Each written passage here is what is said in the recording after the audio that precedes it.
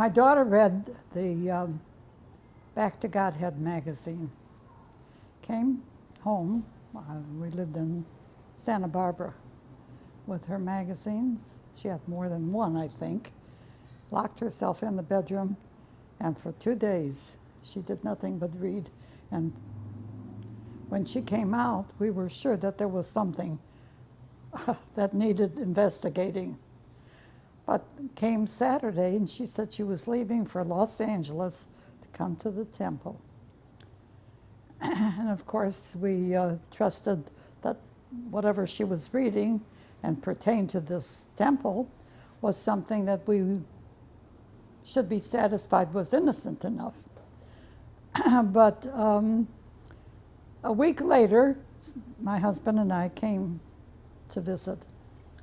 And it so happens that day, that weekend, Prabhupada was here. And so we met in the building across the street, the first building.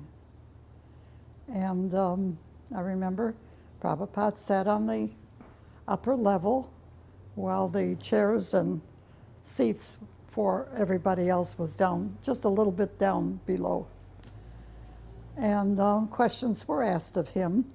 And of course, I raised my hand because I didn't know what this was all about. And I said,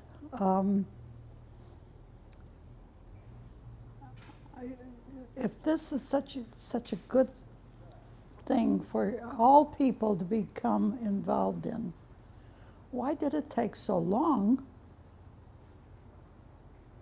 to come to us? And he said, you were late. And suddenly all the devotees to my right, back there, let up a howl of joy. And he turned to them and he said, and you were all late.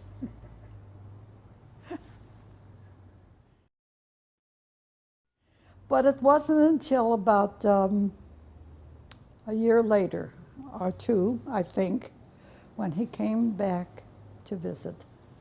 And that was when we met and spoke much more. In fact, that afternoon, Prabhupada gave me his lunch and told us, me and my husband, how glad he was that we were taking an interest. And he asked us a little bit about ourselves. And I remember he asked Sam what kind of a business he was in. And Sam said he was in the used furniture. He said, used like people like me, he said. A year later, my parents, who were elderly, came to visit from Florida. And Leela told us about her experience on Sankirtan. And my mother said, I'd like to do that. And my father said, I would too. So the devotees there gave my parents some Back to Godheads. And there they were, walking up and down the street, offering the Back to Godhead magazines. And every time someone would accept it, my father would clap. He was so happy that people were showing an interest. But he was even happier, both of them were, when I brought them here. And as we entered the temple doors, my father, in his enthusiasm, was so happy that I remember he bent down and kissed the door. He walked in and he looked at the deities. And he said, this is the nicest thing I ever saw in my whole life.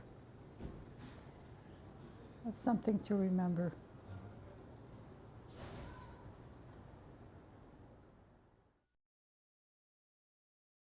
We felt very comfortable with the fact that she was involved in something that was so beneficial for her. But in addition, I felt the need that we needed for ourselves was coming from our own child. Up until then, we had very little religious feelings. Both my parents were very young people and had no opportunity, financially and otherwise, to get involved in a religion, which would have suited them, I think, at that time. But it wasn't until they met the devotees and heard about the temple and came to the temple. As a matter of fact, the temple in Florida, South Florida, where they lived, they had signed up. My father had signed up for he and my mother to move into the temple. Now then, they said, I remember one walk we took, and I said, you know, Pop, that's fine, but you know you can't smoke any cigars.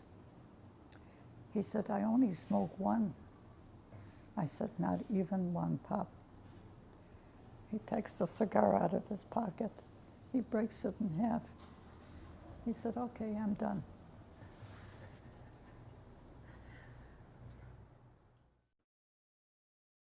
I must tell you that on Sundays, Sam and I used to go down to the beach in Santa Barbara, where there is always a gathering of artists and so forth that meet there. And we got to meet many people of the movie industry through that. Not Barbara Streisand, it was Meryl Streep. I remember who bought some cookies from us. And she said, as she picked up the package, she looked at it and she said, oh, this is the Hare Krishna. How do you say it? And so we chanted with her and she chanted with us, which is very nice. He made it easy for me to respond to whatever he would have asked me. I felt comfortable with him. As some young people would, if they saw a movie star, oh, they're in awe. But Prabhupada didn't make you feel that way. If anything, when I did see him in the temple, it was, there were things that I want to say. I want to ask him questions.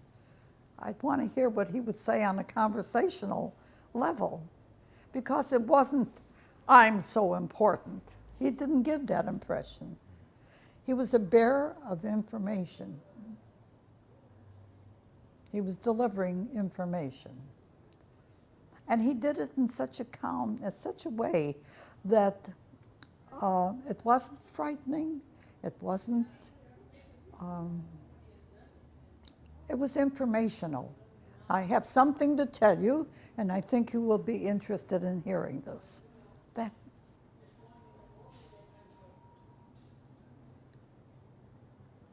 I do remember when he walked out of the temple after a lecture, and the devotees were all eager to show their obeisances to him.